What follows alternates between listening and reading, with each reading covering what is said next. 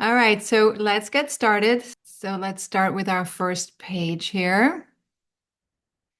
Okay, as always, I start my forums with questions, as some of you know already. And just want to get your brains engaged a little bit, your mind engaged as we're going on this journey with the eclipses. So how many of you are feeling the energy shift of this eclipse season already? And feel free to either write in the chat window or unmute yourself and say yes, no, me. Um, so I'm definitely feeling eclipse season already. It's been a whirlwind of just so much going on. Anna is saying she's feeling it too, and Julianne has been feeling it too. All right, yeah. Just a lot going on, right? With that Jupiter involved in Gemini. Um, a lot of nervous energy. Yeah, that sounds about right. Jupiter and Gemini, right? Valerie says, I think maybe with heightened sensations and family stuff. Yeah, definitely heightened sensations. Well, we'll talk a little bit more about that in a moment.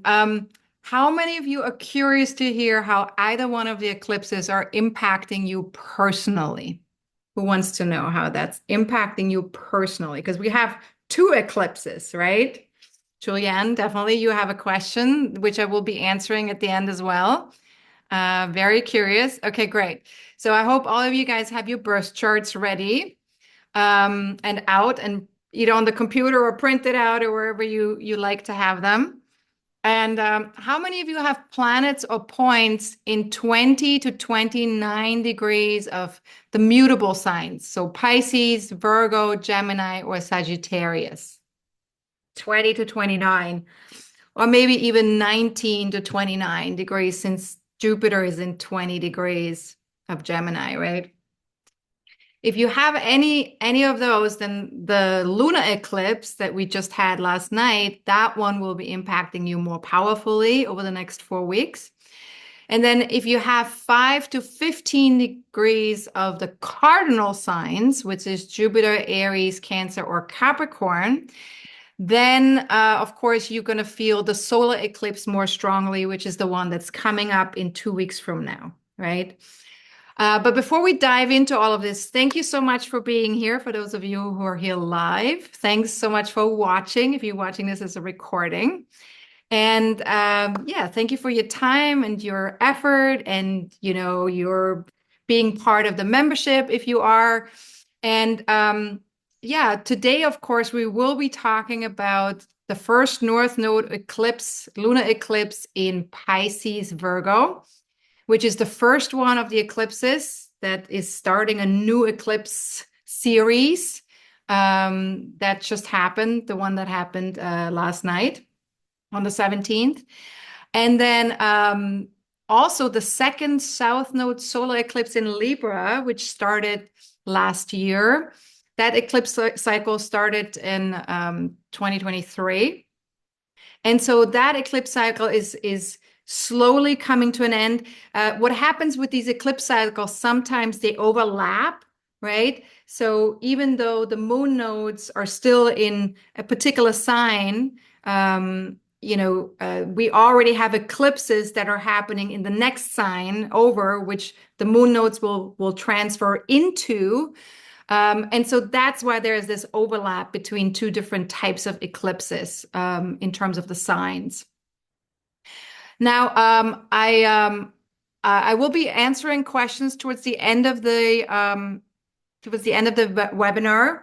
I'm not sure if we'll have time for more questions since we already have a good amount of questions that were sent to me in advance. But if I do have time, I'm happy to answer additional questions as well in connection with the eclipses. All right, now a quick announcement in terms of the dates for the monthly forecasting forum. I had to make a change for next month. Next month, the date will be Wednesday, October 16th, instead of originally was planned to be the Friday, but I'm going away that weekend, so I had to move it to Wednesday. That's just a quick note on that. And then Those of you who've received my emails for the webinar, you have all of this in your email as well, which is something you can print out or open up on your computer. It's like the overview for September and the overview for October that I send in. And so, of course, what we'll be focusing on is the eclipse season in general, which is started with the new moon in Virgo on September 2nd and is going all the way to October 24th, past the next super full moon in Aries. And the reason for that is that often with eclipses, especially if the solar eclipse is the second of the eclipses, we won't really understand what's going on until after the full moon that follows the last eclipse or the solar eclipse, right? Because new moons and full moons always sort of like are connected in terms of the cycle of the moon cycle, right? So after the next full moon, we'll then know a little bit more what's going on. While we're in eclipse season, of course, there's a tremendous amount of downloads coming in. And so we might be feeling we might be feeling a little bit unsettled. We might be feeling a little bit anxious, but it could also be a physical nature that we're feeling this unsettlement in our body. But it could be emotional or mental as well. So if you're feeling some of these emotions, or if you're feeling some of these sensations in your body, then I would say just know that that's part of the upgrade that you're receiving right now. It's part of the evolutionary process that's currently going on. So don't be scared. Don't make it mean anything. Just hang out with it, breathe into it, give yourself more downtime if you can during eclipse season, and go with the flow more, allow there to be a flow a little bit, especially with the lunar eclipse that we just had. And then, of course, this super full moon, which is the North Node lunar eclipse that happened in 25.5 degrees of Pisces last night, that one is the sort of like the first dip into this new eclipse cycle, which we'll be talking about in more detail. And then and there's more going on, of course, in September, but we can't talk about it all today. But feel free to, of course, read about all of these things that are in the overview, in the weekly forecasts, with your daily emails that you're receiving if you're a member. And also, if you have anything that jumps out at you where you think like you need to have more information about that in connection with your own chart, you can do a 25-minute reading with me or with Leah, who's also a soul-based astrologer, and that will take care of it as well. All right, now October, the first thing that happens, of course, is that solar eclipse, the South Node solar eclipse. We have to remember that eclipses are always connected to the moon nodes, the South Node and the North Node. And with a South Node eclipse, we are releasing something, we're letting go of something, we're redefining something in our lives that's no longer working for our next steps, that's no longer good for our evolutionary process. So we're just letting go. Again, we'll talk about this in more detail in a little bit. These purple arrows that I put here, these are connected to the Mars movements that are happening in October. And the reason why I put the purple arrows there is because we will be talking about Mars in great detail in our next forecasting forum on October 16th. And this is important, of course, because Mars is going to be entering its pre-shadow phase, which we'll be talking about. It's getting ready for its retrograde phase. It makes a ton of aspects after it enters the pre-shadow phase, which means that it will probably be making those aspects several times because, during the retrograde phase, as it moves backwards, it will meet some of these planets again. And then when it moves forward, it will meet these planets again. So we have sort of like a back and forth where we'll be experiencing some of these aspects that were that we're talking about in the next forum several times. And this is part of, again, part of our evolutionary process when it comes to retrograde phases, is to learn to align the inner with the outer with the inner, right? It's just sort of like getting that in alignment for ourselves. Then eclipse season will end on October 24th. And let's start with the lunar eclipse. I'm not going to spend too much time on the lunar eclipse, but I want to talk a little bit about it, just so we have a better understanding of how we're moving through these next 4 weeks. There is a lunar eclipse video that was attached to the email, so definitely feel free to watch that. And if you remember, you can also read the article, which has even more details about more of the aspects in it if you're curious. But what we're talking about today here is we'll cover a little bit what's going on with these with this eclipse here. Now, the lunar eclipse is in Pisces-Virgo, as you can see here from the chart here. These are all the Pisces planets. These are the Virgo planets. And then, of course, we have a T-square with Jupiter in Gemini, which is creating all that energized nervousness in us. There's just a lot of mental energy going on as well with Jupiter in Gemini. So with any T-square, of course, we need to learn to drop that focal point that is part of the T-square to the empty leg, which is the opposite side of the focal point. And the solution for this T-square is Sagittarius. And of course, Sagittarius is all about investigating our belief systems.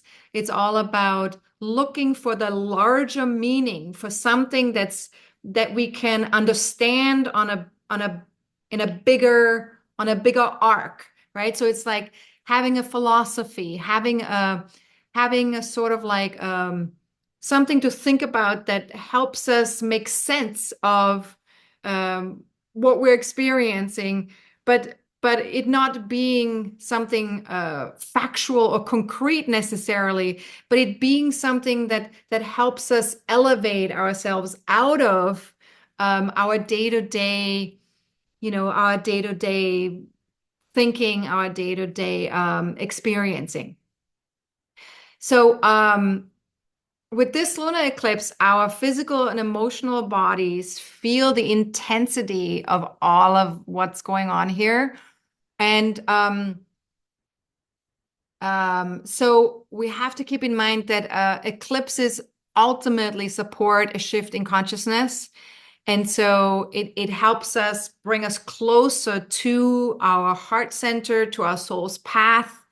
And so if we are able to stay open, that will support that process. So stay open here, stay open here. And because this is only a partial lunar eclipse, because the moon nodes are so far away from the sun and the moon, close enough for it to be an eclipse, but not close enough for it to be a full eclipse. So it's a partial lunar eclipse. The eclipse lasted about an hour, so we can expect to feel the influence of this particular lunar eclipse for the next 4 weeks. So for like a month, right? So I think I wrote a date here. Yeah, until the super full moon in Aries, October 17th. That's approximately how long we'll be feeling the energies of this eclipse. Now, this is the first of 2 eclipses, of course. And so this eclipse is asking us for a more balanced connection between the head and the heart. And this, of course, is something that sometimes takes a lifetime to learn and to conquer and to integrate, is this balance between the head and the heart, especially in the Western world. We so easily prefer or revere the mind. And so we tend to sometimes put too much focus on what goes on between our ears rather than dropping into our heart space. Now, this full moon, like I said, it's the first eclipse in the Pisces-Virgo polarity, and therefore it's a preview. You could think of this eclipse as like a preview of what we can expect when the moon nodes actually start the journey through Pisces-Virgo, which will start January 11th, 2025, until July 26th, 2026. So this is usually with the moon nodes an 18 months journey.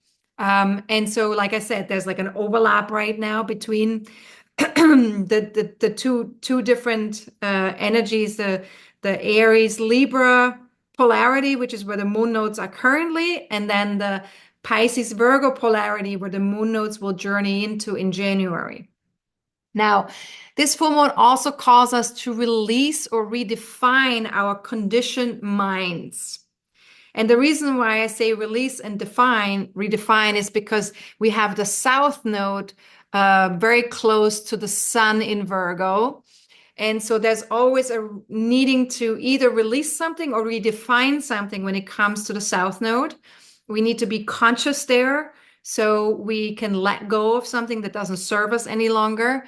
And in particular with Virgo, we want to let go of certain conditioning that we have from the past, judgments in particular of ourselves, of others, and of anything that disconnects us from our heart, anything that keeps us separate, right? Because Virgo, when we go into the more denser vibrations of Virgo, there can be a sort of like the mind can create a separation between us and ourselves, or between us and other people, between us and life. Sometimes the things we say to ourselves or the things we tell ourselves about ourselves, others, life, that can create a separation. And so with the South Node there, we want to release some of that stuff, or at least be really aware of that being there. And then we're also encouraged to become more aware of our biases, our approach towards anything that we don't know or that we don't understand, to kind of bring more compassion towards those things, and bring acceptance and unconditional love to our interactions with others. And this is not just human beings. This is also animals. It's nature. It's ourselves. How do we talk to ourselves? How do we connect with ourselves? For example, I was just saving this bird from my 3-season room, and the bird was really scared, and I could feel its fear, and it scared me too, because it was like flying around like crazy and going all spastic, and it was like just terrified, right? So I just had to really be aware of, okay, this is different. This has never happened to me before, that I had a bird in my house before. So I just had to take a deep breath and just really be very centered and allow myself to let go of my own fears so that I can help this bird and I can save him, right? So this is just a silly example, but it's sort of like it's connected to that, to that Virgo Pisces polarity, right? Like stay in your compassion, stay in your heart center, and let go of anything that your mind might be telling you about, this crazy little animal flying around and maybe flying at you, and hurting you for some reason, because it's so panicked. So it takes awareness to really do this part of the eclipse, right? Now, with the new eclipse cycle that's starting with this lunar eclipse, it's you have to think of it also at the same time as it being like a 4-week process with this particular eclipse. There's also longer energetic processes connected to the eclipse cycle in Pisces Virgo until February 2027, because the last eclipse that happens in that polarity will be in February of 2027, even though the moon nodes will no longer be in that polarity, but there's going to be another eclipse in that polarity. So this is sort of like what we're stepping into right now. We're stepping into this new polarity until 2027. And if you identify um, like as a, obviously the polarity Pisces, Virgo, Pisces more connected to our spiritual path, is more connected to our heart center, to our creative path, whereas Virgo is more connected to our mind, our logic, our discernment that we have in life, our ability to see to see things more clearly for what they are and what works for us and what doesn't work for us on a very practical level, and to observe and sort of be neutral about what we're observing and what we're seeing. That's the Virgo part, right? And so if you identify more with one side of the equation than the other, if you identify more with that Pisces energy, that creative spiritual energy, see if you can add a little bit more discernment into your day-to-day life, a little bit more sort of like a clarity in terms of like what works for you and what doesn't work for you.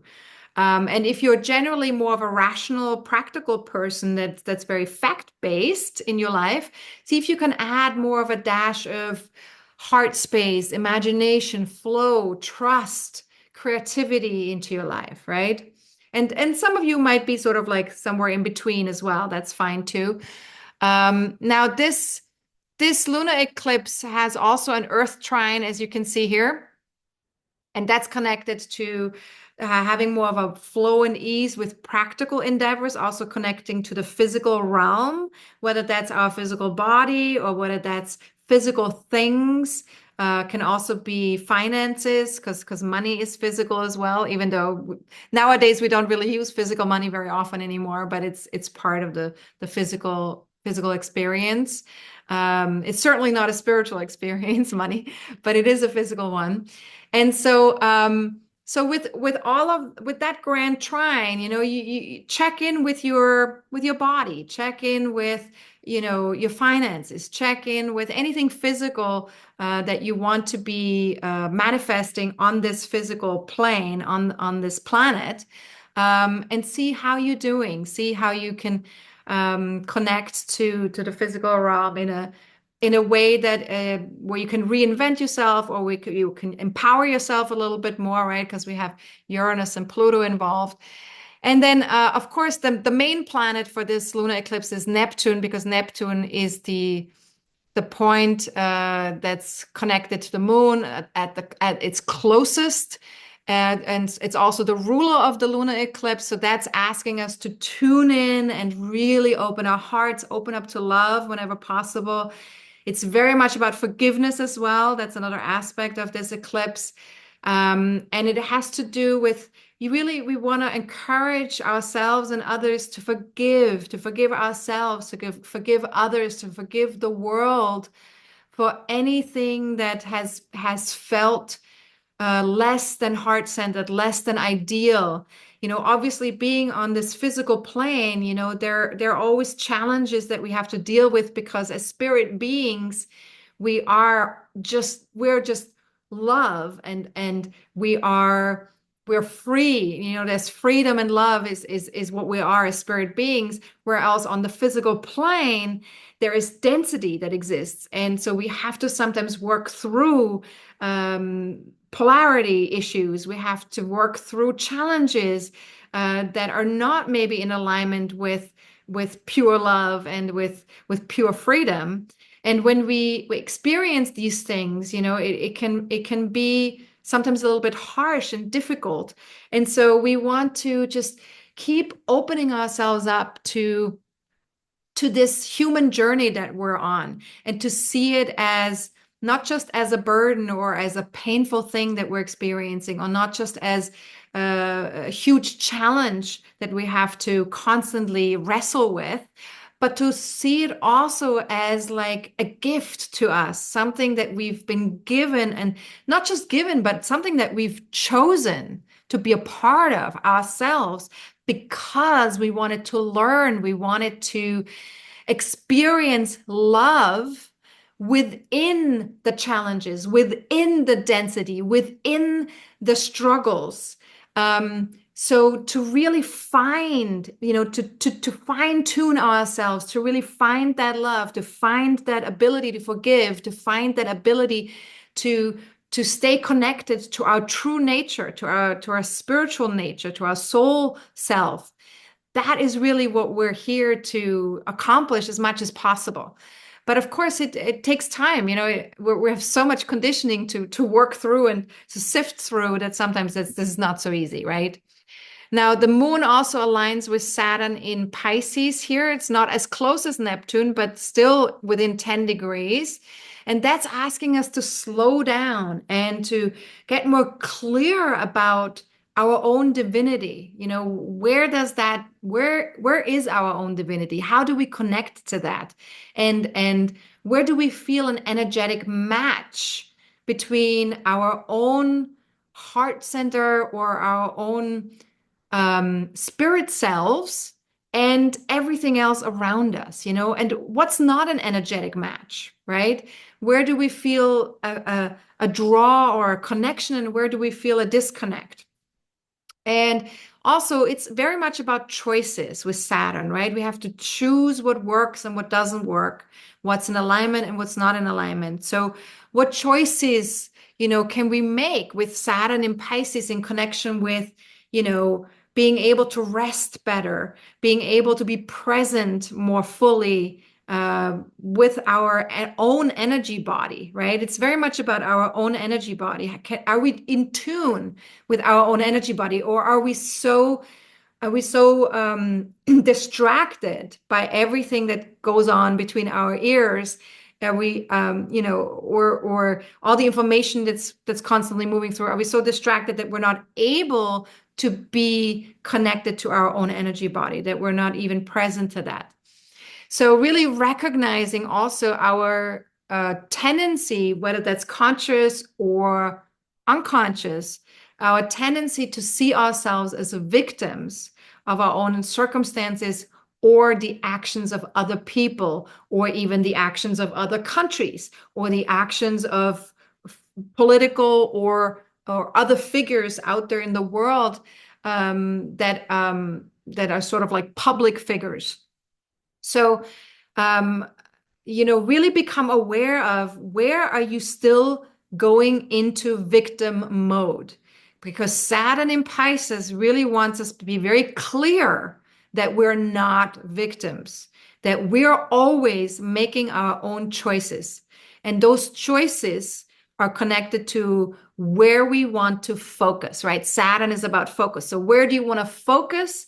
That's what you're creating in your life. And if you want to focus on being a victim, then that's a choice too. But it is your choice and your choice alone. And so that's something we want to be very clear about. Now, compassion is really important with Pisces as well, of course. Self-compassion in particular. We need to practice being compassionate with ourselves. That is the hardest thing to do sometimes, is to be compassionate with ourselves. Sometimes it's easier to be compassionate with somebody else, especially if that someone else is someone who is less fortunate, or is fragile, or is hurting. Then sometimes it's very easy to be compassionate. It's sometimes easier to be compassionate with animals or with nature. It is not so easy sometimes to be compassionate with people that we don't agree with. It's not easy to be compassionate to be with people that are have different opinions from us, or that are have a very aggressive expression in certain ways, in certain things. And it's not easy to be compassionate with ourselves oftentimes. But when we master self-compassion, no matter what, no matter whether we do right or wrong, or whether we're in alignment or misalignment, if we can master self-compassion, we will be able to be compassionate with everybody else out there as well. Because it has to happen within first. You got to go within before you go without. And so another thing that we want to practice with the Virgo energy is practice being neutral. about things inside and outside of ourselves. And the reason why this is so powerful is because when we are neutral, we are staying away from judgment.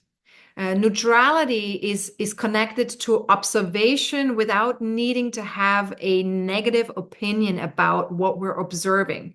And this is very important. And in particular, when it comes to ourselves. So if we can, again, when we can start with ourselves, practicing being neutral, not having a negative judgment about anything about ourselves, that can really open our hearts up. It can really make us really much more connected to our soul and to our higher self, because that is how the soul and the higher self operate. They never judge. They never, there's never punishment. There is never anything good or bad. It's just what is. You know, we have to remember that in life, everything just is. It's neither good nor bad. Now, we can only change what is outside of ourselves if we change what's inside first. I'm going to repeat that because this is so, so important. We can only change what is outside of ourselves, what we're perceiving in the outside world, if we can change what's on the inside first. So you can make changes in the outside world, but if your inside world is in resistance or is against something, it's very, very difficult to make these outside changes. It's much easier to make outside changes if you first change how you're feeling about something and how you're connecting to something. And also, of course, what's going on inside of us, that is in our control. What's going on outside of ourselves is not in our control. So we always want to focus on where we have the most control. Now we can start by changing our responses, for example. And of course, Mercury here in Virgo is very much about discerning how we want to communicate, how we want to respond to something that we're experiencing. And of course, Mercury also being opposite Saturn, that creates a need for taking responsibility for how we respond to ourselves, to our own body, to life, and to other people. All right. I hope all of this makes sense so far. And so basically what this is really saying is we are the ones we're looking for. The only one who can do what works for ourselves is us. No one else can do our own work. No one else truly knows. No one else truly knows what is in alignment with ourselves. Only we do. And if we're not paying attention and we don't know either, then we're always going to be at the effect of the outside world or other people, and always going to be in a victimized place. So as that is true, what's also true is that we cannot make someone else do that work. We have to let them do the work when they are ready. So if you're in a relationship with someone, whether that's a spouse or whether that's a family member or whether that's a friend or a neighbor or any person that you care about, you cannot make them do that work.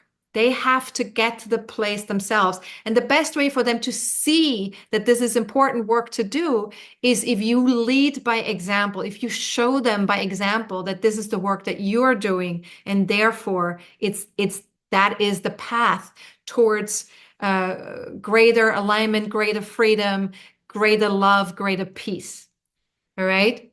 So I hope all of this makes sense. I ended up talking a lot more about this eclipse than I anticipated that I wanted to, but anyways, you still have the video as well, so you can watch that too. So I hope this was somewhat helpful. Here's some things that I wanted to talk about in terms of quotes that came to me yesterday and today while I was preparing for the forum. And I just wanted to share these quotes because they're so in alignment with this lunar eclipse. The first one is from Albert Einstein, which of course everybody knows, right? The most important decision we make, individually and collectively, is whether we believe we live in a friendly or hostile universe. And of course, this is the most important decision, because if you think that you live in a hostile universe, then there's nothing that you can do, or nothing will ever be peaceful, or will ever create more love or more freedom in this world if you believe that you live in a hostile universe. So this is really, really important. And also, this quote here very much correlates with this empty leg in Sagittarius, right? The belief that we have, Sagittarius, the beliefs that we have about life, about the universe, right? So this is very much connected to that empty leg. And then, in other words, this quote also says, we got to decide, uh, is life happening for me, or is it happening to me? And that is sort of in a similar vein, right? Because when you think that life is happening to you, you're always at the effect, and that makes you a victim of life. When you're deciding that life is happening for you, no matter what takes place, whether you are in pain, whether you are in a challenging place in your life, whether you are, things are not working out the way you imagined that they would, whatever is happening, relationships coming and going, if you still believe that life is happening for you, no matter what, then you will find there's a trust there that you will, and that you will find out eventually, maybe not in that moment, but you will find out eventually why whatever happened had to happen for you, so that you can move to that next level of your own evolution, right? So this is also a really powerful quote for this lunar eclipse with Pisces in Pisces-Virgo. And then this one, of course, is a beautiful quote as well. And this one is from William Ernest Henley, who was an English poet and writer. He wrote the poem Invictus in 1875. And this is an excerpt from that poem. I am the master of my fate. I am the captain of my soul. And this, of course, is very much connected to that Saturn in Pisces, right? Saturn in Pisces says, I am the master of my fate. I am the captain of my soul. I take responsibility, right? So it's like taking responsibility for what we're creating in life, what we're manifesting, and being very conscious of that, Then the last quote is from Thich Nhat Hanh, who was a Vietnamese Buddhist monk. Um, he was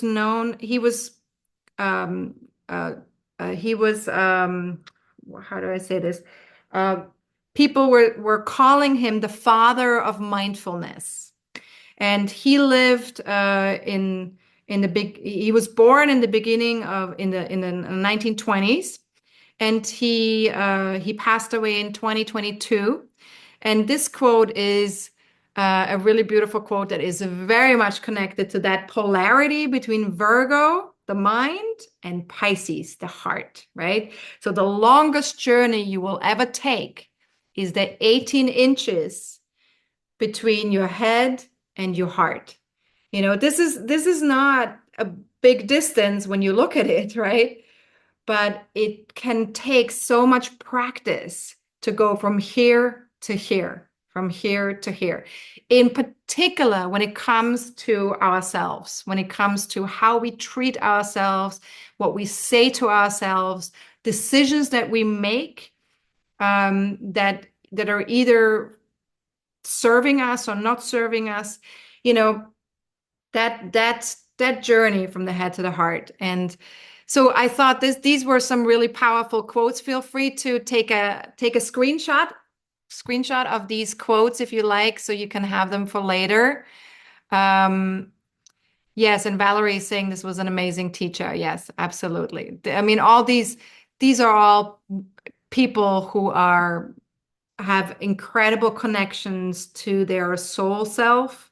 Albert Einstein had incredible intuition, and so did William Ernest Henny and Thich Nhat Hanh as well. These are all people that were very much connected, not just to their mind, but also to their heart, right? Um, okay, so let's move on. And this is just a picture of the lunar eclipse to see why we see a lunar eclipse. The Earth basically is the moon is exactly in the Earth's shadow. And so therefore, the moon disappears for a certain amount of time. And I don't know if did any of you see the eclipse last night? Did you go out at 10:30 p.m. last night? Or for people in Europe, it would have been early in the morning, so you might have been asleep. But did anybody here watch the lunar eclipse at all? Unfortunately I missed it because I was so focused on other things that I was doing. You saw it, Anna? Yeah. Oh, beautiful. Okay. Yeah. Yeah. Um, yeah, unfortunately, I missed it. I was biting myself this morning. I was like, how did I not go out there? I could have just gone out there and looked at it. Anyways, it's okay. Next one, there will be another one. And then, of course, here, this is something that you can take a screenshot of as well if you like. This just shows here very beautifully how eclipses are connected to the moon nodes. Because whenever the moon nodes line up exactly with the Earth, and the sun and the moon, when they are in sort of like the same place with each other, that's when we either experience a solar eclipse or a lunar eclipse. And so therefore the eclipses are always connected to our soul's journey. And our soul's journey, of course, is that's part of why we're here, right? Part of why we're here in this human body and on this physical realm is experience um, to experience a journey of learning and integrating and understanding polarities, understanding densities, and understanding lightness, and really understanding the difference between love and not love, right? And the thing is, the only way to really come back to a place of being fully in a love space is to understand what it's like to not be in that space. If you're in that space all the time, 24/7, and you don't know anything else, then it's not special, then it's just what is. However, on this planet, the reason why it's so challenging is because we're seeing the duality. We're seeing the light and the dark. And because of this polarity that we're experiencing, we're learning something, and we're growing from experiencing this polarity, right? Now, let's talk about the solar eclipse. This is what a solar eclipse looks like, a full-on one. Basically, what happens with a solar eclipse is that the moon is in between the Earth and the sun, and the moon's shadow will create a full solar eclipse somewhere on the planet. So it's not the whole planet that will experience the eclipse, but there's parts of the planet where this eclipse is visible, right? So depending on where the moon is and where the Earth is in terms of its rotation, whatever, that's where we will experience the eclipse. Now, this time around, the eclipse that happens on October 2nd, that solar eclipse, the greatest eclipse will be somewhere in the middle of the ocean here. As you can see, this is South America right here. Then this is Antarctica, the South Pole. Then this is North America here.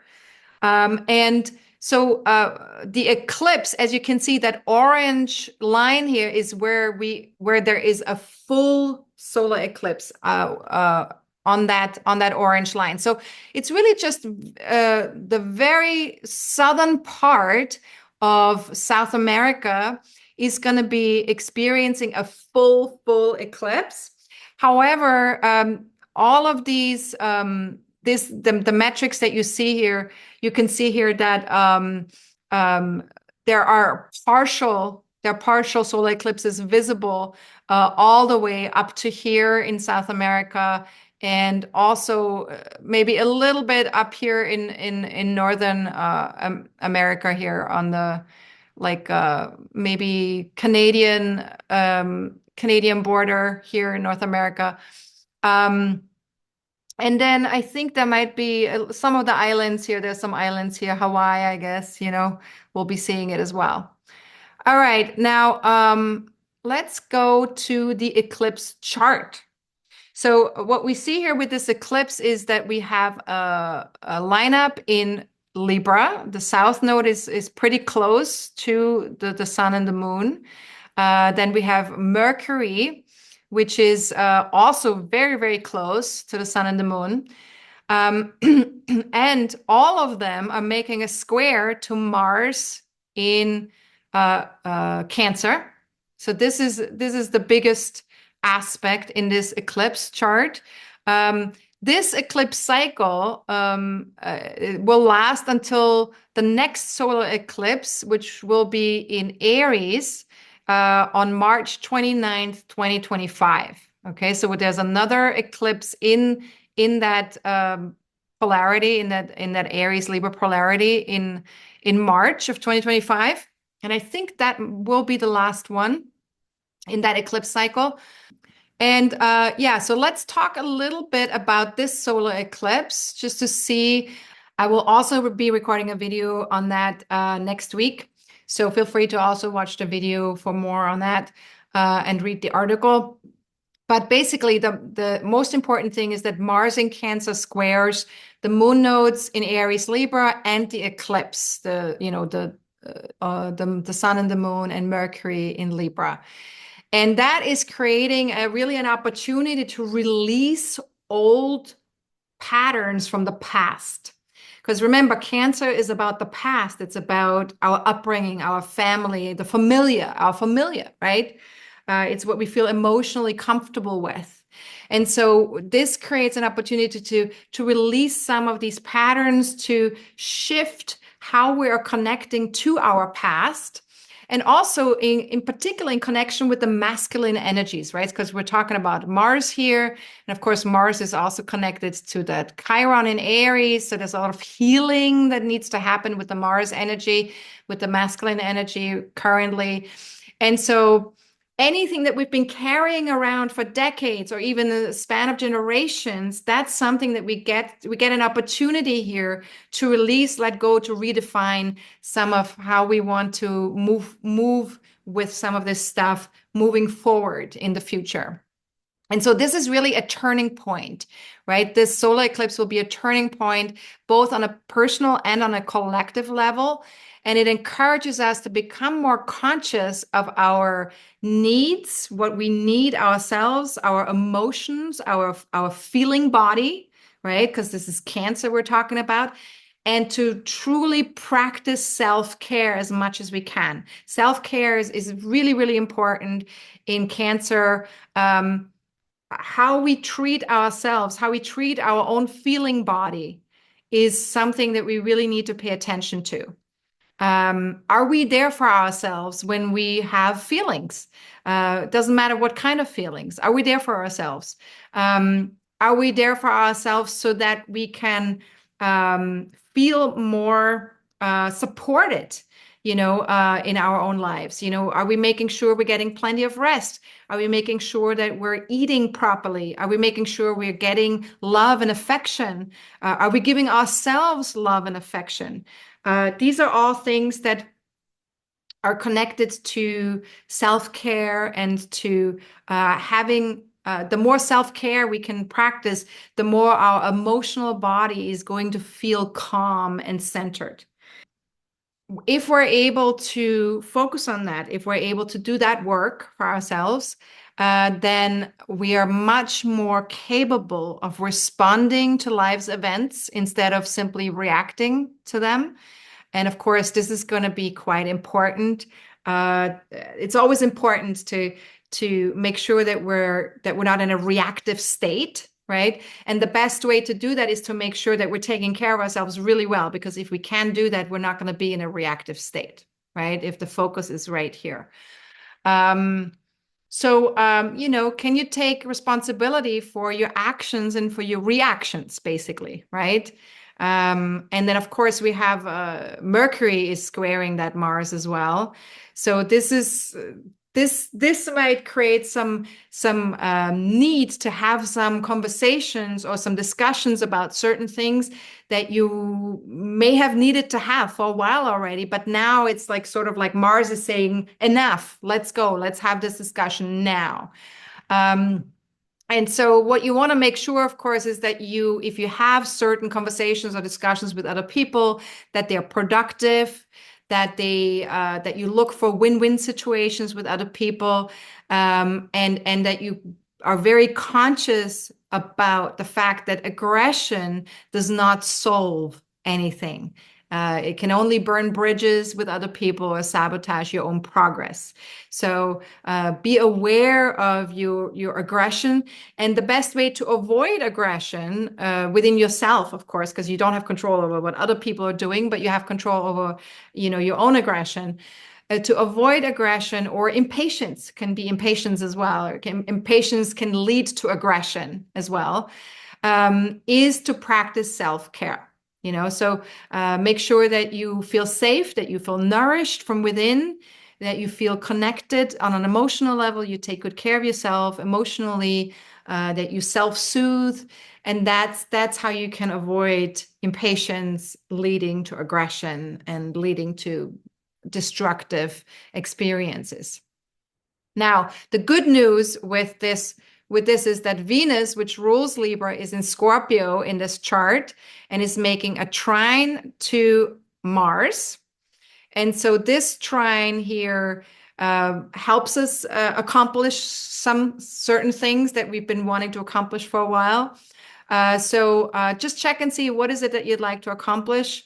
And there's also a feeling of flow around intimate connections with other people, and also healing past issues. Because with Venus in Scorpio, that gives us an opportunity, as long as our heart is open, as long as we keep our heart open, and we don't step into any drama or worst case scenarios, as long as we just go into a place of I am okay and I'm going to be okay, then we can really start to heal things from the past. So going deeper, connecting from the heart is definitely recommended here with this combination. And then Venus also trines Saturn in Pisces here. And so, of course, going within with Saturn in Pisces, doing our own spiritual work can give us a boost towards spiritual self-mastery. And so, really see if you can respect your own divinity and respect other people's divinity. And just know that no matter what people do or say or how they act or react, we're all divine beings. It's just that some people might not be in touch with their own divinity. However, if you are in touch with your own divinity, then you can be the example that other people might need to be able to get in touch with their own divinity. So always remember to focus on yourself, focus on how you can do that work yourself. Now, the other really beautiful thing with this solar eclipse chart is this grand trine in the water signs, right? There's a grand water trine, and that shows us our ability to allow feelings to move through responsibly and support us in bringing love and acceptance to past experiences or past traumas in our lives, to really stay very fluid and very open. It's an ability to take responsibility for our energy body, and when we need to rest, when we need to let go, and when we need to nurture ourselves, that is all something that we get support with this grand trine. So again, it's about focusing on your, how can you be there for yourself emotionally, and enhance some of that work in connection with your soul self, your emotional self, and trauma work in connection with stuff from the past, right?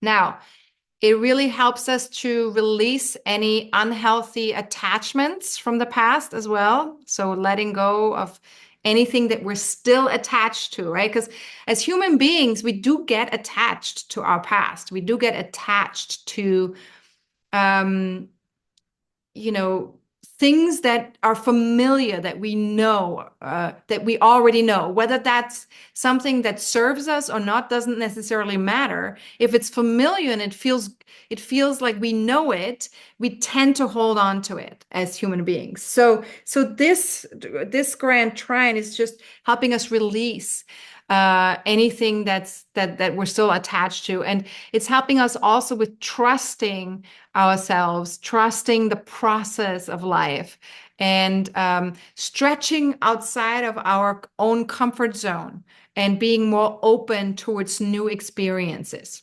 So one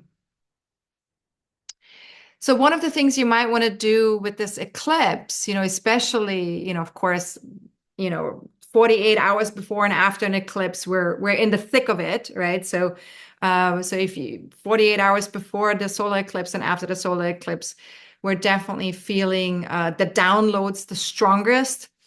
So really slow down during that time in particular, and just become really aware of what's happening inside of you and around you in terms of the energy body. And then also trust that that you're exactly where you need to be, that everyone and everything is exactly what needs to be. And be gentle with yourself. Be really, really gentle with yourself. And this is another thing that, of course, water signs are very, very more tuned into gentleness. But sometimes it's easier for us to be gentle with another person than it is to be gentle with ourselves. So just remember that you deserve your own gentleness just as much as another person that you care about. And it's sometimes it's even more important to be gentle with ourselves, because when we're not gentle with ourselves, we tend to deplete ourselves, or uh, we tend to lose our connection with ourselves, and then we are not able to be there for others. We're not able to be of service or create something bigger and greater in our lives, because when we're not gentle with ourselves, that's not possible. So being gentle with yourself is really, really important. Now, could you be 5% kinder with yourself, and not just with yourself, but also with other people, as we're all going through this together, right? Everyone has experienced this on some level, this eclipse energy, these downloads. We're all feeling that on some level, right? Just to wrap it all up, for all of these eclipses, right? The more receptive you are, the more these downloads can really transform you and help you move to that next level. And it's really about integrating what's coming through, right? Like the energies that are moving through, whether you're feeling this on a physical level, mental, emotional, or on all levels, so you can integrate this a little bit more. Just spend time in nature as much as possible, even if it's just 5 minutes per day. Just really be there. Do nothing else, but just let yourself connect. Whether you are just standing in the front of your house, or on your porch, or whether you are just going down, if you're in an apartment, if you're just going down on the street and you're just looking at a tree or a flower somewhere, really let yourself connect to nature. Let yourself be. When we talk about meditation, oftentimes, a lot of people will say, oh, I don't meditate, or I can't meditate, or this is not for me. You know, it, it's okay if meditation is not for you. But what is possible for anyone to do is to just let yourself be for a moment, right? Where you just focus on your breath, you focus on breathing in and breathing out, and just letting it be what it is, right? You don't have to change anything. You don't have to judge anything. You don't have to make meaning of anything. You just observe your breath, breathing in, breathing out. Anyone can do that. That is really helpful with eclipse season, right? And another thing that can be really beautiful too is just any kind of creative or spiritual endeavor, anything that connects you more to your heart, right? So if that's drawing, that's beautiful. If that's writing, if that's dancing, if that's singing, if that's, looking at art, whatever it is that helps you with that heart opening, that can be really powerful and really help you with integrating these energies and evolutionary upgrades right now. And then also trust that whatever is leaving is making space for something better. Eclipse season usually is a time where things can shift, especially if the eclipse is connected more directly to your own birth chart. You can experience things coming and going. And of course, this may not necessarily be on the day of the eclipse. It can be within that eclipse cycle. So with the lunar eclipses, within those 4 weeks, something can come and go.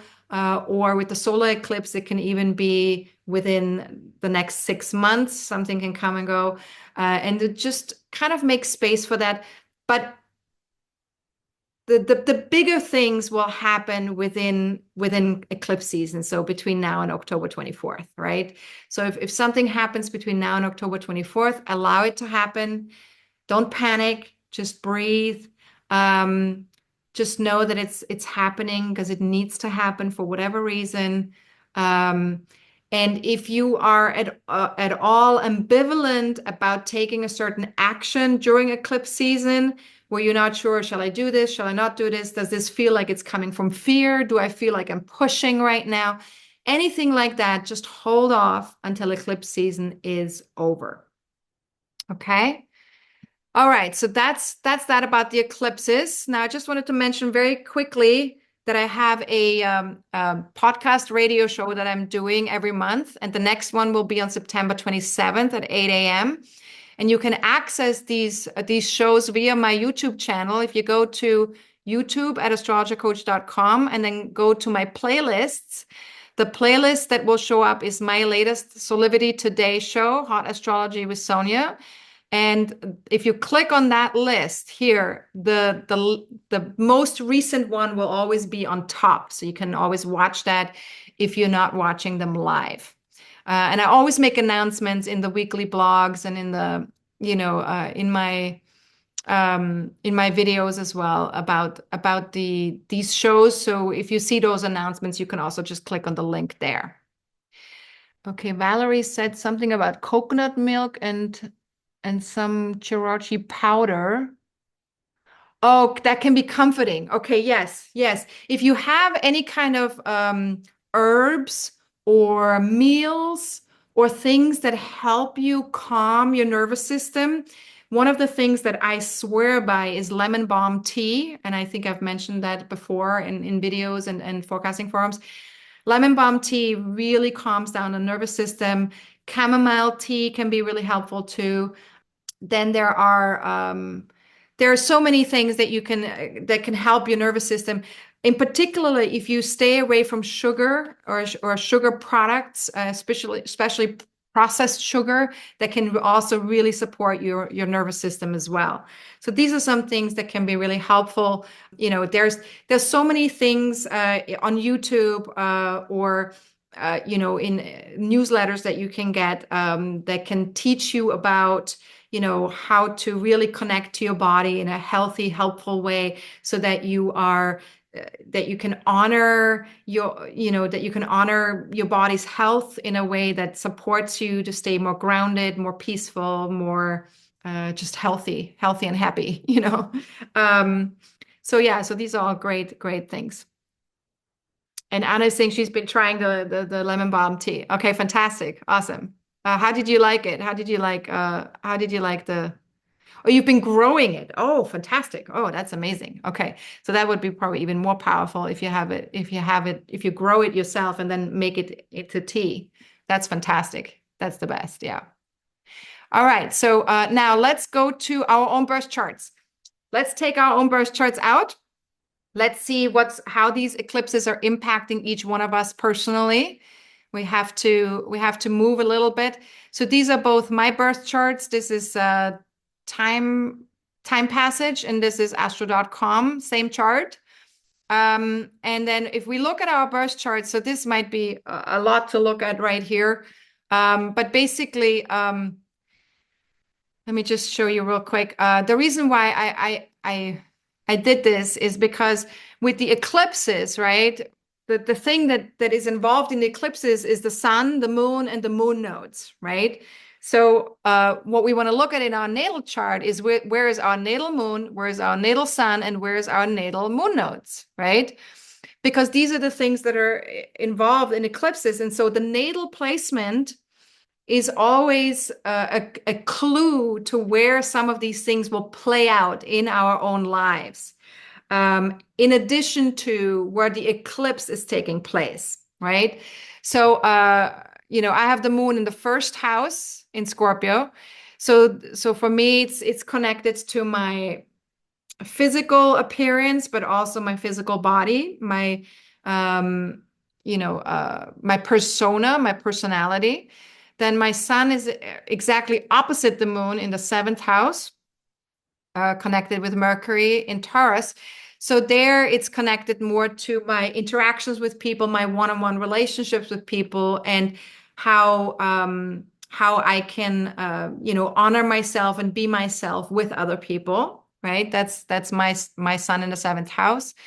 And then with the moon nodes, of course, that's North node in the third house, South node in the ninth house. So that polarity is connected to, my what I know, my own wisdom of things, my philosophies, and the way I look at life, my belief systems, and how I bring that into the real world, into my communities, into my day-to-day life, into my day-to-day thinking, and my day-to-day sharing with other people. So teaching, sharing, writing, bringing all that into. So those are my moon nodes. That's my soul's journey, right?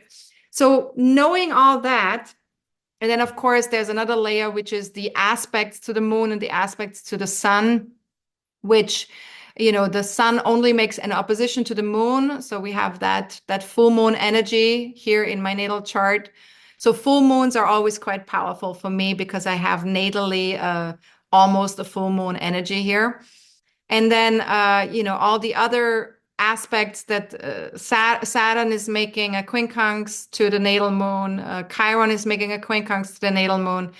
So clearly the moon in my chart has some challenges that I had to work through, in connection with my upbringing, in connection with my past, in connection with my relationship with my mother.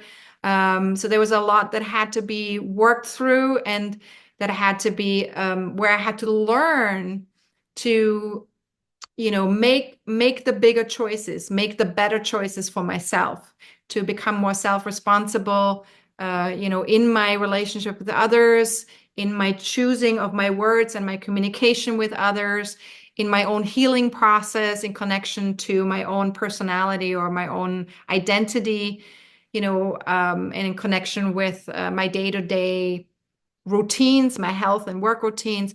So there's a lot that had to happen in connection with that moon energy, right?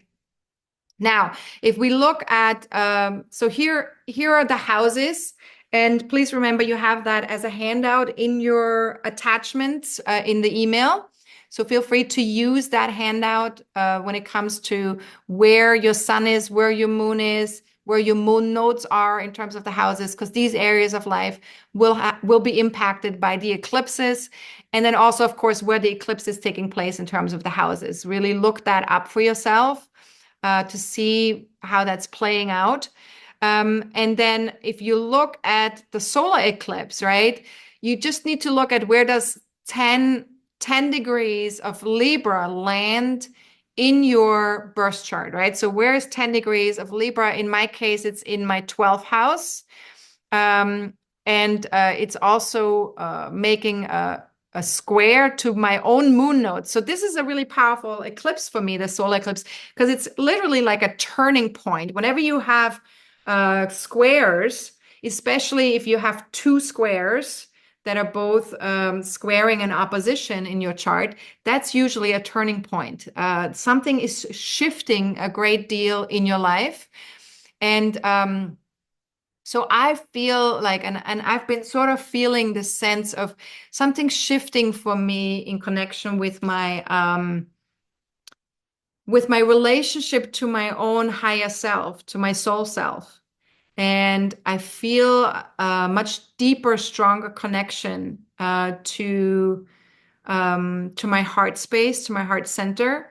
I feel this sense of my relationship with my higher self is getting stronger and getting more. There's much more of a knowing that's there. And there's always been a little bit of a knowing there, but I think it's just this. It's sort of like growing. It's like growing and growing, right now. And so I think this eclipse will be sort of like another thing that will bring me to that next level of that exploration of myself in connection with my soul self. And then it's also making a trine to my Jupiter in Aquarius.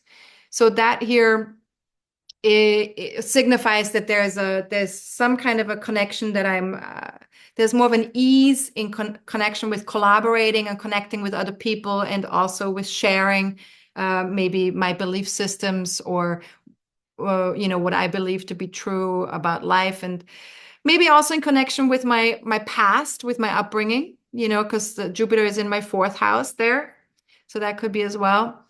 And then of course remember that these eclipses also influence my 1st house and my 7th house. So my relationship with myself, my relationship with others, right?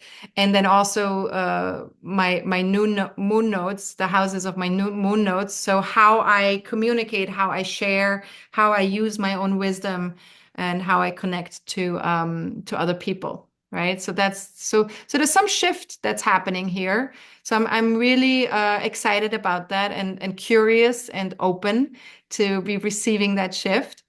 And then if we look at the lunar eclipse here in my chart that happened yesterday, we can see that this eclipse took place in my 5th and 11th house. So the 5th house, of course, is connected to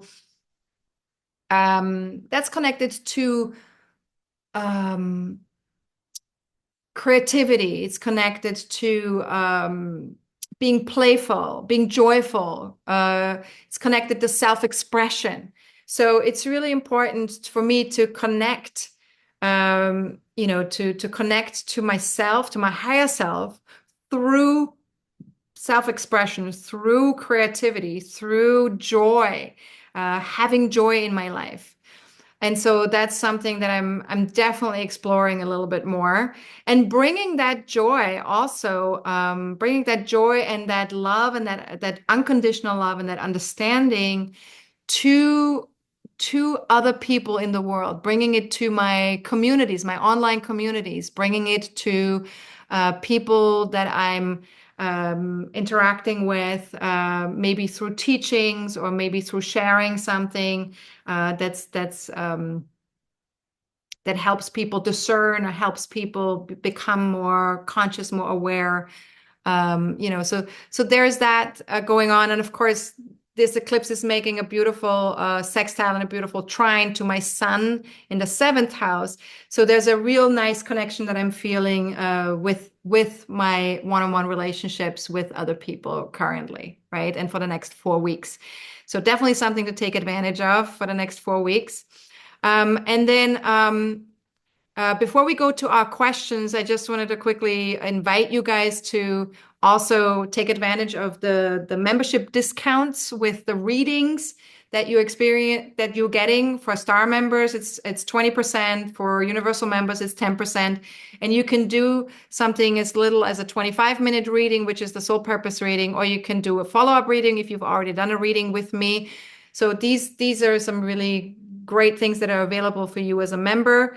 And then if you are a star member or you are a soul-based astrology student of mine, so meaning you've done one of my online courses, then you can also get one-on-one tutoring sessions with me that are even less expensive. 25 minutes is only $55. So if you have a question about anything in connection with your chart, feel free to connect with me and do that in that way.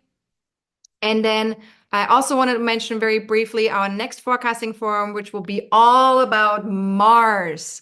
And I called it trouble or action, right? Because Mars can be trouble sometimes, trouble or action.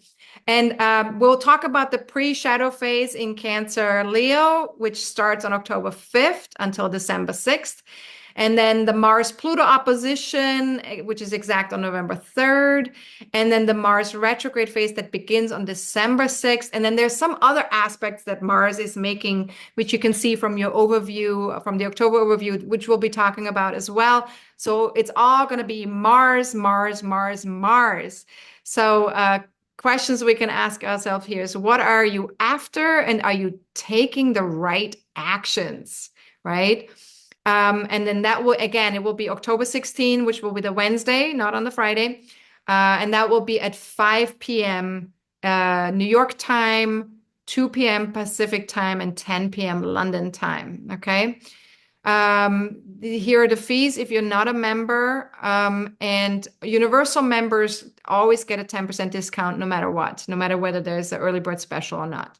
All right. Now, you can ask questions in advance, either via your membership portal, which is you just click here when you get to when you are in this forecasting forum place. You click here on submit your question, or you can also email it to me. And then let's go to our questions. Julianne, are you ready for your question? Hello, hello, hello, hello. How's it going? I'm good. You good? You having Yeah, a good week so far? so far. Fantastic. All right. So you asked me a little bit about the Pisces lunar eclipse in relationship to your natal chart in terms of the 10th house. I was just wondering, everything that I've already shared in terms of the lunar eclipse, has that helped a little bit already? Like, has that given you a little bit of a clue to maybe how to use this eclipse energy? Yes, yes. But Okay. I'm mostly feeling the drain, the exhaustion. Oh, okay. Thank you for sharing that. Okay, great. So, of course, Pisces, right? Pisces does make us feel exhausted sometimes because we need a lot of rest with Pisces, right? We need this calm, going inward, connecting. And of course, with Jupiter in Gemini right now, squaring that eclipse, right? That creates that a little bit too much busyness, right? We're all having a little bit too much busyness in our lives right now. And so therefore, if there's too much busyness, that can create that exhaustion, right? So make sure, Julianne, that you give yourself as much rest as possible as you can Yeah, possibly manage to have, right? Does that make sense? yeah. Okay, so let's look at your chart. So there's a lot going on, obviously. So we have the eclipse itself, the moon and the Neptune are right here on top of your north node.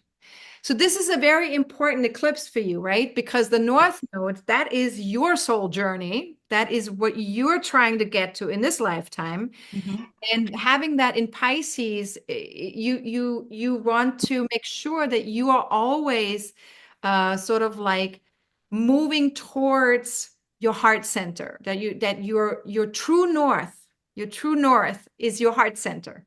Your true north is making that journey from up here into your heart, right? So all those quotes that I quoted earlier, they are very much quotes that are for you, right? Because they are connected to that Virgo Pisces polarity. And since you have that natally, that South Node, North Node, and you also, of course, have a nodal return coming up in probably in the end of next year, because actually, no, actually it's at 26 degrees. So actually it's quite early. So you'll have that nodal return pretty early, probably already. You will start to feel it already in January when the moon nodes move into Virgo Pisces. Um, so that nodal return just invites you to move more into your North Node journey, into this journey towards greater connection with your heart, making sure that you're there for your own energy body, that you observe your own energy, that you observe the energy all around you and inside you. And so this eclipse is like the first insight into that, right? It's like the first thing into, okay, how can I pay more attention to my own energy body and honor what's there and what's needed, energetically speaking. Does that make sense, Julianne? Yes, it does. Yes. It does. And then, of course, we have with this eclipse, we have not just the conjunctions of the North Node, but we also have squaring the sun, right? So your sun is in 22 Gemini and 22 Gemini, just exactly where Jupiter is right now. And Jupiter, of course, is also the co-ruler of Pisces. So we're sort of like fighting. The ruler of Pisces is Neptune. The modern ruler is Neptune in on the eclipse. The co-ruler is Jupiter squaring the eclipse. So we're sort of like we're fighting ourselves a little bit right now in terms of are we going to be in our mind or are we going to be in our heart? Are we going to stay busy or are we going to calm down and have quiet time and relaxed time, right? Time to ourselves, time to tune in. So that's the struggle right now, right? That's the square. It's like push, pull, push, pull, push, pull. And so, of course, the solution in your chart is Sagittarius in the seventh house.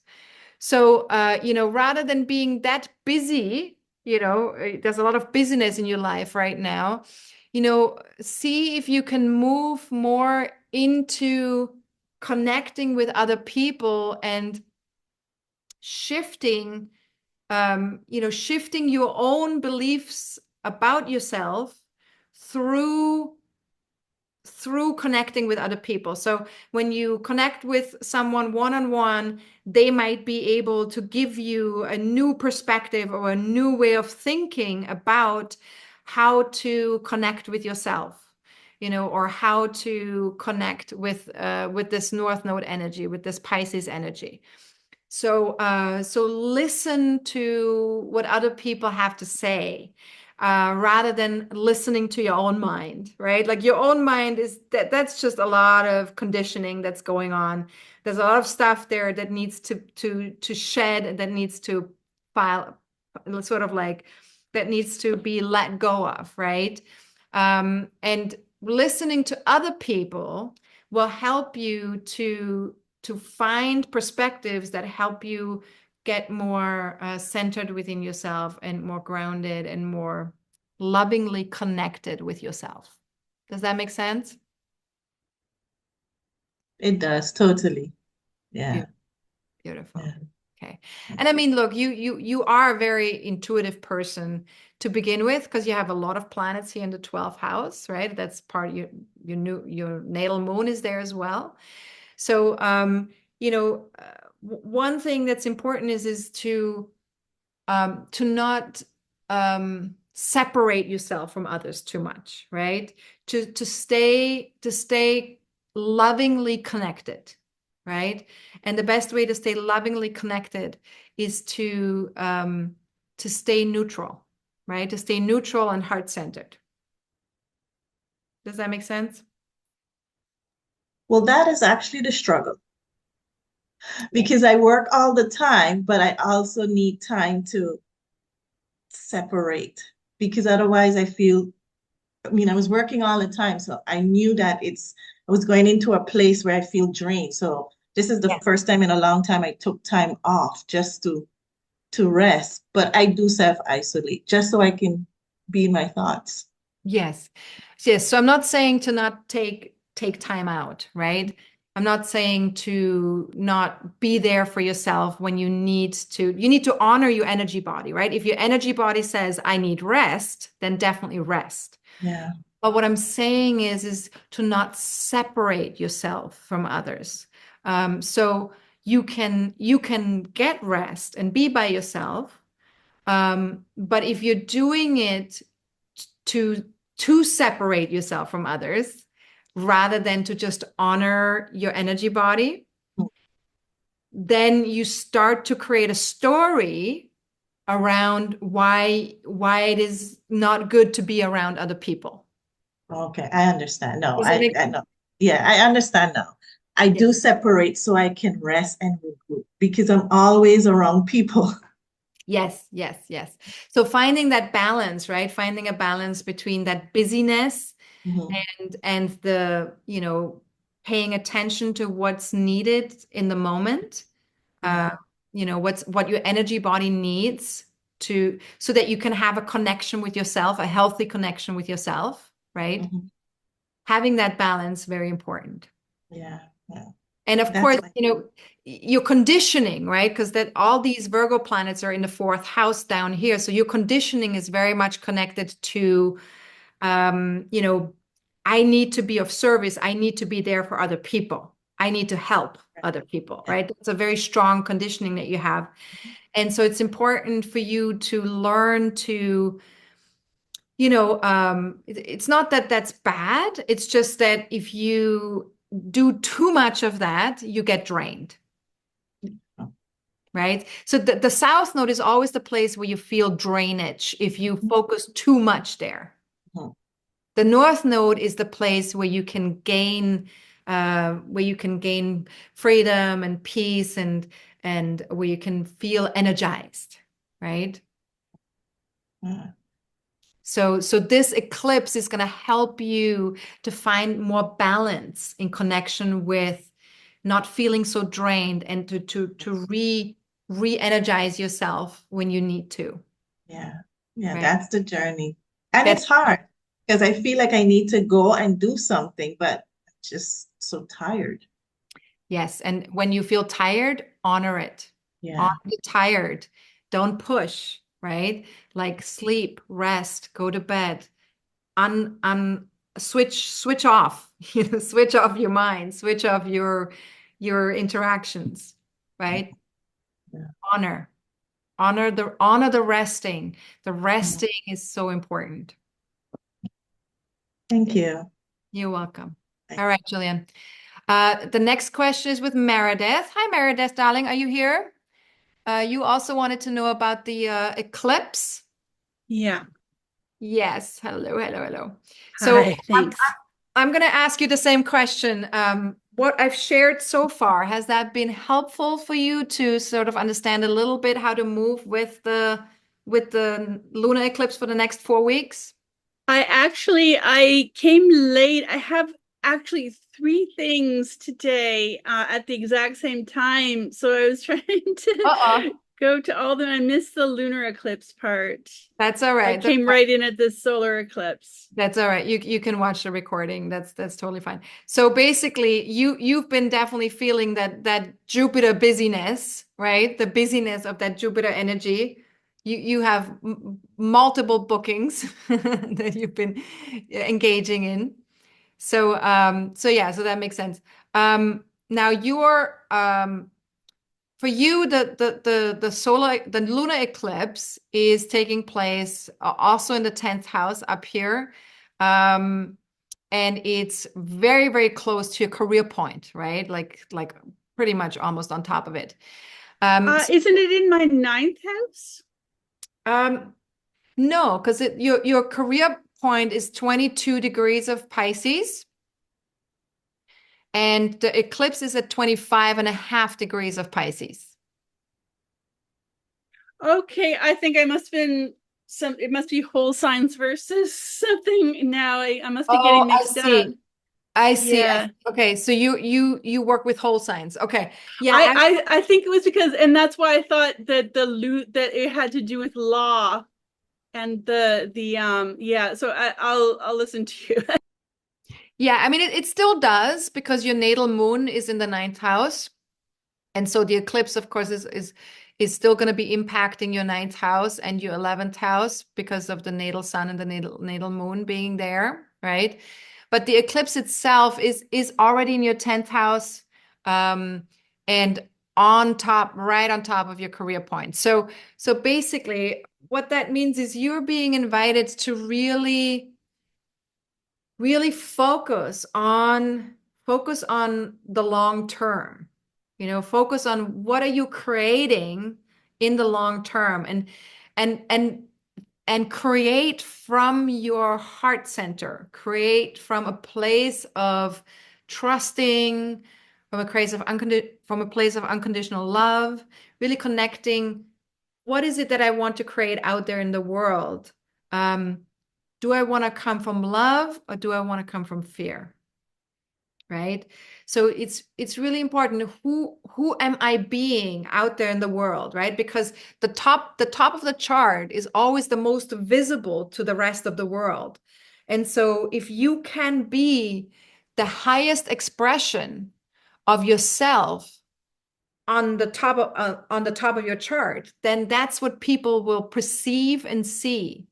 And that will then create your achievements in life, right? So with this North Node lunar eclipse, with Neptune being there as well,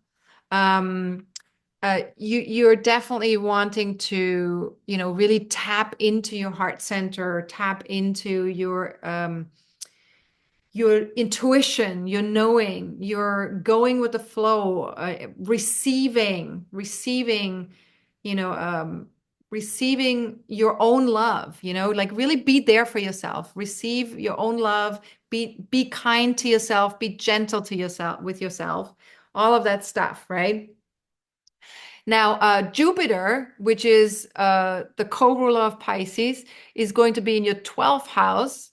So there's definitely there's something going on here in your life right now that is very much connected to your higher self, to your connection with your soul self and your higher self.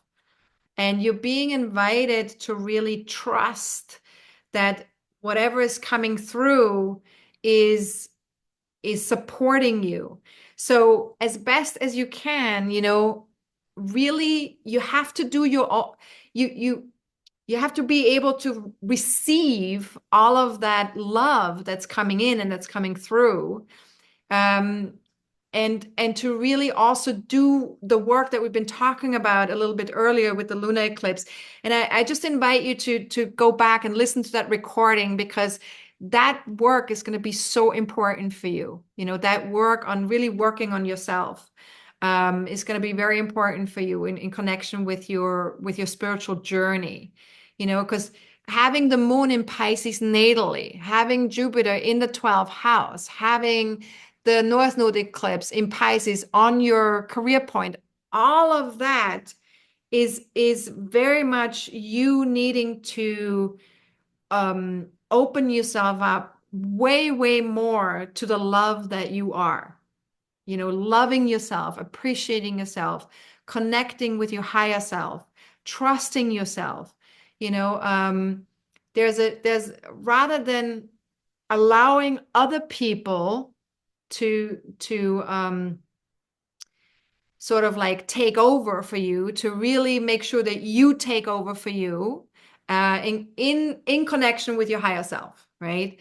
And so there's a little bit also what I talked about earlier with the victim mentality, right? Like really letting go of any kind of victim mentality, any kind of like feeling that you are at the effect of life, but rather that you are receiving life exactly as you need to be receiving it, that all is well all of the time, that there are no mistakes, right?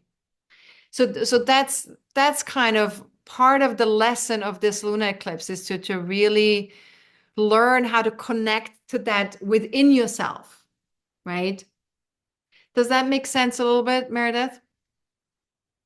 It does, except for the thing is that I'm writing this impact statement now. It's the main thing in my life, and I have to be a victim in it. I have to relive all of my victimness into this paper, and I haven't felt like a victim like in years and years and years. This has been going on for 16 years.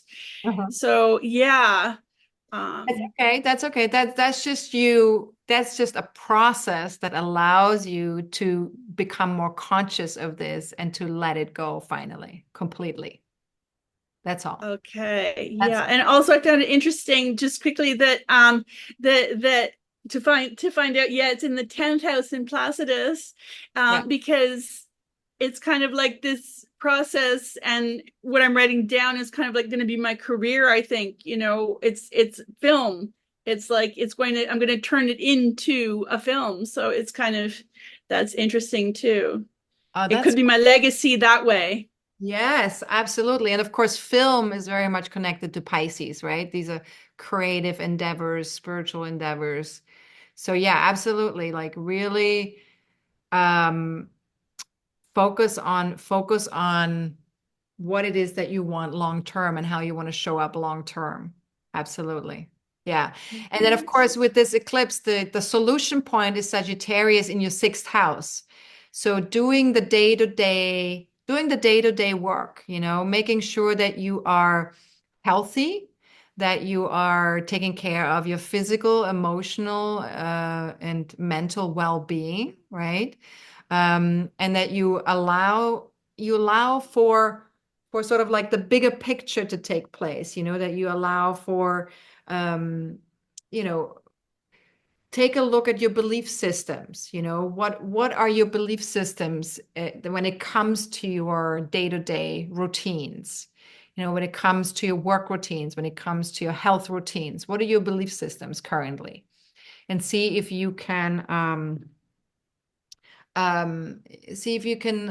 see what of the belief systems serve you and which ones maybe don't serve you as much. And then the other thing I wrote down here also is discernment is really, really important here with the solution point in the sixth house. You want to be very discerning in what you let yourself believe, and where you focus, where you where you put what you put your mind towards, right? What you put your mind towards. It's important to be discerning and see, only put your mind towards things that serve something better, that serve something bigger, something grander. Be practical, right? Sixth house is all about being practical as well. Manage your assumptions. Because with you have your natal Jupiter here in the sixth house as well, so there is this sense of like, sometimes we assume that certain things are a certain way, or that they're going to turn out a particular way, or that we assume that other people have the best interest of heart to us, or we assume that another person knows something, or another person understands something that we are understanding. So manage your assumptions, make sure that you're double checking always, like, is this something that I'm assuming, or is this something that's actually true, right? So managing our assumptions, and then watching your thoughts, right? Really paying attention to your thoughts, and allow your thoughts to be to allow your thoughts to connect with your heart. So it's what we talked about earlier in terms of the being neutral, right? Like if your thoughts have a lot of negativity to them, see if you can just create more neutrality of like by saying I don't know, for example, right? Like when we have a lot of negative thinking, sometimes it's because we think that we know what's so or what it is or what it means, right? Or we're making up a story about something. But if we can just say to ourselves, I don't know if that is actually true, then it's much more easy to stay neutral, right? And it doesn't matter what it is. Just practice that, right? So there's a lot that I shared about in terms of like certain practices that you can implement, Meredith. So definitely go Okay. back to the recording I and will. work Yeah. with those things, okay? Okay, so then our Thanks last, so much. you're so welcome, Meredith.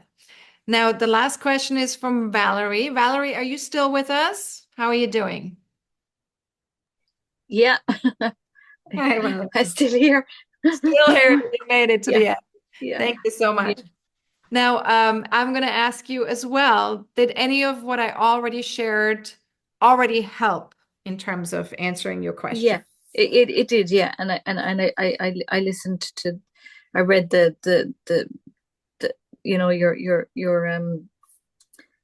The video, video from yesterday. Yeah, from yeah, the full moon lunar eclipse correct. video. Yeah, Yeah, yeah, perfect. Perfect. yeah, Perfect. Yeah. And there's even more in the article if you want to work with the coaching yeah, questions, that's possible too. yeah, Now your chart here, what we have here is we have the North Node on top of your Venus. Look at this, the North Node eclipse. We have the Moon and Neptune on your Venus. So this is actually quite beautiful. You're getting a chance here to sort of really expand your heart chakra, your connection with other people. But I think what's really, really important as well here with this connection is to really make sure that you're not just expanding your connection with other people outside of yourself, but you're really connecting with yourself, with your own self-value and with your own connection and love that you have towards yourself. And mhm, that can be, of course, a little challenging to do sometimes, right? It's much easier sometimes to love others than to love ourselves. Um, but these next 4 weeks are really inviting you to tune into that, to feel into that every day. Take 5 minutes, take 10 minutes to tune into the love that you have for yourself, right? Because if you can do that, if you can practice tuning into that unconditional self-love, that can really open something up for you. It can open up your heart chakra. It can open up more freedom, more peace, especially if experiencing more physical symptoms right now, more nerve pain right now, with the eclipse and with everything that's happening. Of course, your sun is in Aquarius here, and so that could be connected to nerve pain. And then, of course, with Jupiter in Gemini, that is also connected to our nervous system. So that can be impacting the nervous system here. And that's, of course, making a square to your Venus and to that eclipse point and to that polarity, to the eclipse polarity. So the solution point for you, Valerie, is Sagittarius in the 5th house. So really see if you can take a look at what are my belief systems around joy, around having joy, around connecting to my own joy, to my own creativity, to my own self-expression. What does it mean to be self-expressed in my own right, saying the things I need to say? What does it mean to let myself have fun, right? What does fun mean to me? So really explore some of that over the next 4 weeks, your connection with yourself, with your heart center, with your sense of self-worth. Explore fun, explore joy. And what did I write down here? what brings you joy, right? Really pay attention, maybe journal on that, journal on what brings you joy versus what is an obligation in your life, right? Because, with having the moon here in the fourth house in Scorpio, there's a conditioning in you that very much feels like you need to be needed, right? You need to be needed by others or others need you. And so some of that is maybe it's time to let go of some of these conditioning, some of these emotional signatures that you're carrying around with you, and to focus on, how can I be there for myself? How can I self-soothe? How can I take care of myself? My emotional body, my physical body, my mental body, right? So these are all things that that you can look at, and very important for you, Valerie, always be there for yourself first before being there for others. I'm going to say that again. Valerie, always be there for yourself first before being there for others. Yeah. How does that feel? Yeah, I'm hearing you loud and clear, the last piece. Yeah. And it's funny Very you mentioned the important. heart chakra, because in the past week, about a week ago, I had a clearing of the heart chakra. It came up for clearing. Yeah. Beautiful. Beautiful.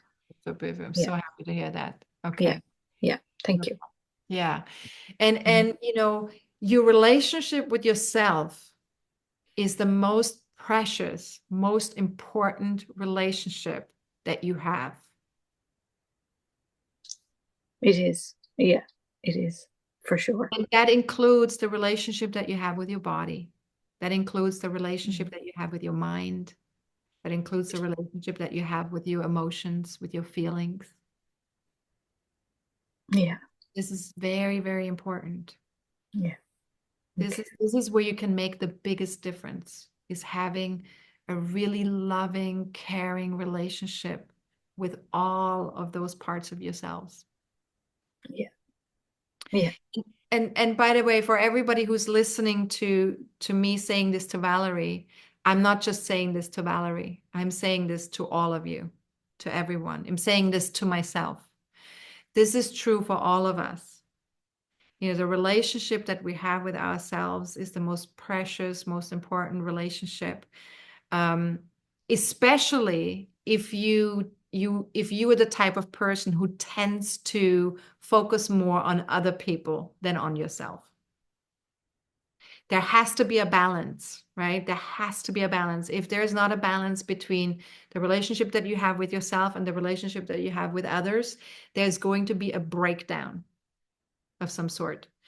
And if you are the type of person who always has a relationship with themselves but doesn't have a very good relationship with other people, then it's the other way around, right? Then you need to focus on having a really good relationship with other people. But that's probably not most of us, because most of us probably will have a much better relationship with other people than with ourselves. Okay? And also, of course, our relationship with ourselves will inform how good of relationships we can have with other people. Because if we don't have a good relationship with ourselves, then there's going to be a ceiling in our relationships with other people that we can go beyond, right? It's like the flea in the jar that can only jump to that height, right?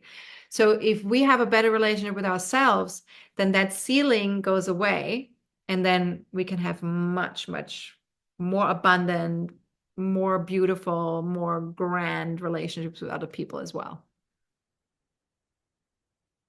So having a healthy relationship with ourselves is always, always the first step and a great idea. Does that make sense, Valerie? Yeah, it does, Sonja. Thanks very much. Yeah, appreciate that. Thank you. Okay. All right. We've gone over a little bit. I apologize for that. But with eclipses, sometimes there's a lot to talk about. So feel free to join us next forecasting forum, October 16, for Mars, trouble or action.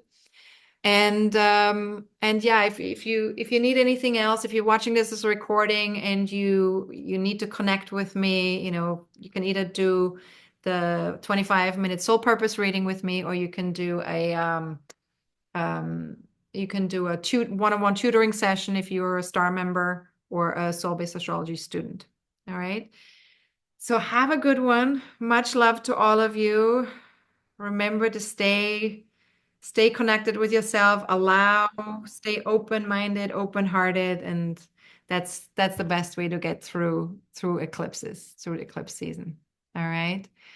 So hopefully everyone's well. And Anna, I think you were asking me about eclipse chart.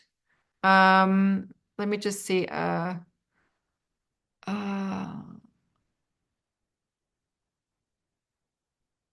Let's see, what do we have here? I'm trying to find Anna's. Look up your eclipse chart. Oh, okay. So Anna, if you want to look up your eclipse chart, you can go to either astro.com, or you can get the Time Passages app for your phone, and you can create your own birth chart in the Time Passages app on your phone, or you can do it on astro.com. You can create your own birth chart there. And once you have your birth chart, then you can also add transits.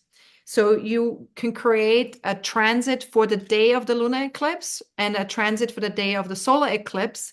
And then you can see a bi-wheel, just like I had the bi-wheel of my chart here. If I go back to that, let's see. See how there was so this is a bi-wheel chart where you have your birth chart in the middle, and then you have the transits on the outside of the chart. And you can create that in the Time Passages app on your phone or any other device, your iPad or whatever device you have. Or you can also do it on astro.com on the website. That will create also a bi-wheel. And then you have a chart for both eclipses. Does that answer your question, Anna? Okay. Yes, thank you. Okay, fantastic.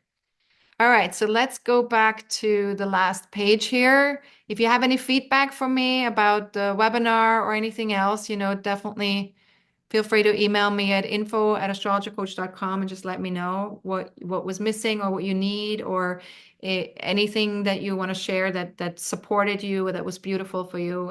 Always happy to receive your feedback. All right, have a good one, everybody. Have a fantastic eclipse season, and I'll see you again next month. Okay. Bye-bye.